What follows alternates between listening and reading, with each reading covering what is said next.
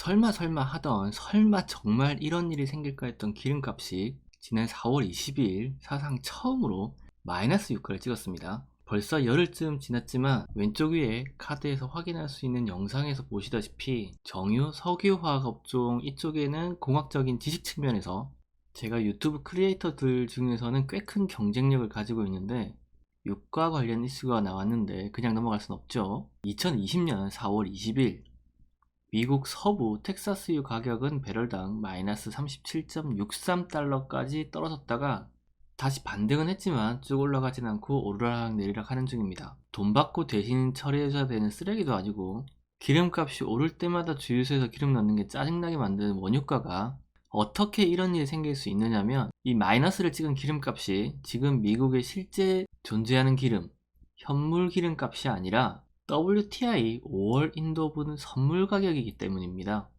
5월에 거래될 원유를 미리 사고 파는 선물 시장에서 가격이 마이너스로 내려갔다는 얘기입니다. 아무리 현물이 아니라 선물이라도 어떻게 왜 이런 일이 생기는지 알려면 땅속에서 퍼올린 원유가 어떤 경로를 통해서 주유소까지 오는지를 아주 잠깐 간단하게 알 필요가 있는데요. 여기서부터는 노잼이니까 빨리 갈게요. 지난번에 그 영상에서 말씀드린 업스트림에서 퍼올린 원유는 생산지의 원유 탱크에 저장이 됩니다. 그리고 이 원유는 정유사로 판매가 돼서 정유사의 원유 탱크로 옮겨가게 되는데 송유관 형태로 가는 경우도 있고 유조선으로 가는 경우도 있습니다. 정유회사로 옮겨진 이 원유는 정유사에서 정제해서 가솔린, 케로센, 등유조, 디젤 등등등으로 분리해서 주유소로 보내주고 우린 그 기름을 사서 씁니다. 근데 이 원유가 떨어져서 정유시설이 멈추게 되면 엄청난 손해가 나니까 비축분으로 그리고 여러가지 경제적인 이유로 이 원유 탱크에서는 보통 3-4개월치의 원유를 저장하고 있는데요. 정유사에서는 이 원유 선물 가격이 쌀 때 많이 사서 저장했다가 비싸지면 싸질 때까지 잠시 원유 탱크를 비우고는 합니다. 근데 이번 전염병 때문에 석유 수요가 급감하니까 원유 가격이 내려가면서 전 세계에 있는 생산지 정유회사 가릴 것 없이 원유 탱크가 다 찼는데 심지어 생산 국가에서 소비 국가에 있는 정유회사 원유 탱크로 원유를 옮겨주는 유조선까지 다 차버린 거고 사우디랑 러시아가 치고받으면서 감산이 안 돼서 원유는 나오는데 저장할 곳은 없고 쓸 것도 없으니까 선물 만기 쇼크가 온 겁니다. 지금은 원유를 저장할 공간이 있으면 돈을 버는 상황인데 이걸 제 친구도 알고 제 와이프도 알고 제 회사 동료도 알고 학교 후배도 알고 제 아들도 알아요. 아들은 아직 어려서 모를 수도 있겠지만 어쨌든 이런 이유로 우리는 현대 석유 역사상 가장 큰 공급 과잉을 보고 있는 거고 이 공급 과잉으로 인해서 유가 선물값은 마이너스가 된 겁니다. 근데 이 공급 과잉을 막기 위한 원유 생산에 대한 감산 합의는 왜 원유 가격이 바닥을 뛰다가 지하실로 파고들고 있는 지금까지 안 되는 막장스러운 상황이 벌어진 걸까요?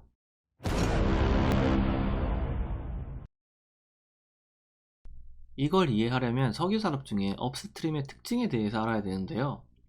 모든 원자재 생산이 그렇듯이 원유를 뽑아내기 위해서는 초기 투자금이 엄청나게 많이 필요합니다. 일단 엄청나게 돈을 들여서 석유가 있는 곳을 찾아야 됩니다.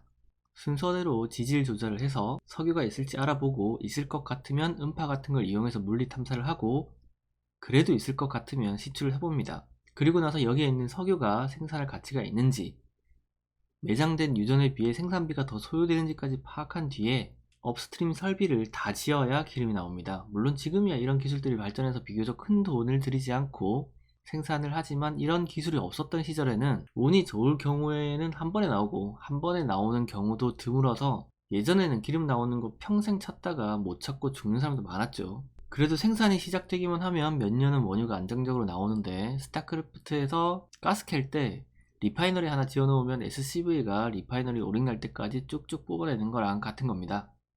그래서 보통 에너지 기업들은 처음 이런 걸 지을 때 초반에 PF, 프로젝트 파이낸싱 같은 이름으로 투자를 받아서 원유를 뽑아내서 이 투자비를 상환하는 식으로 운영을 하고는 하는데 생산량을 줄이면 투자비 상환이 안 되고 투자자 입장에서는 당연히 받아야 되는 돈을 못 받게 되니까 쉽게 감산 협의를 해줄 수가 없고 이런 기업을 사우디나 러시아처럼 국가가 가지고 있는 경우에는 당장 국가의 수입이 줄어드니까 쉽게 감산 협의를 해줄 수가 없는 겁니다.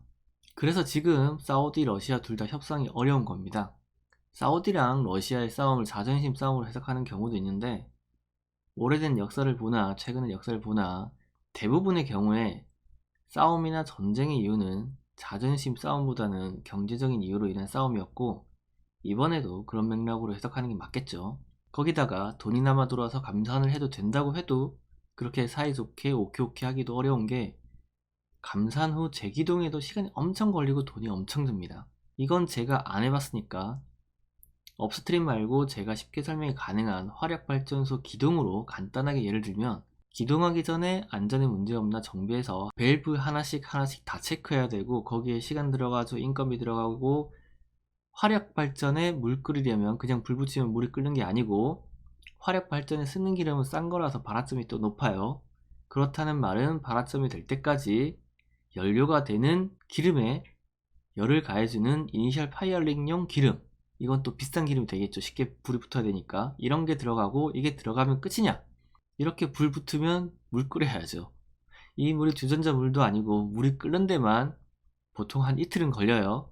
그럼 그냥 물 끓이는 준비하고 물 끓이는데도 한참인데, 이 업스트림도 아마 제가 모르는 기름 빨아 올리다가 이상한 게 들어와서 파이프가 막힐 경우 어떻게 하는지, 뭐 등등에 대한 준비부터, 갑자기 여기에 불이 붙었을 경우에 어떻게 할 건지 까지 준비부터 시간이 엄청 많이 들 것 같죠?